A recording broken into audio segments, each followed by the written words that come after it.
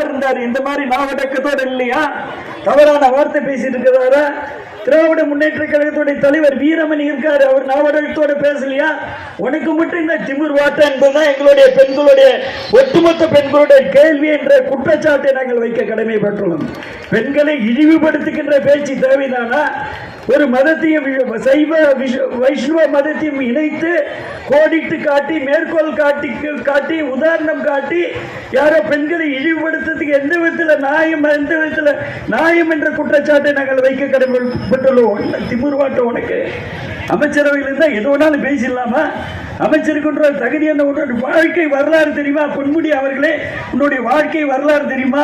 Annamalai university student, வல்லம்படிகளே கடப்ப, வல்லம்படிகளே குடிப்ப, புரியல, பல்வேறு illegal பிரச்சனை எல்லாம் ஈடுபடுவ தெரிஞ்ச 40 ஆண்டுக்கு முன்னாடி அவருடைய செயல்பாடு.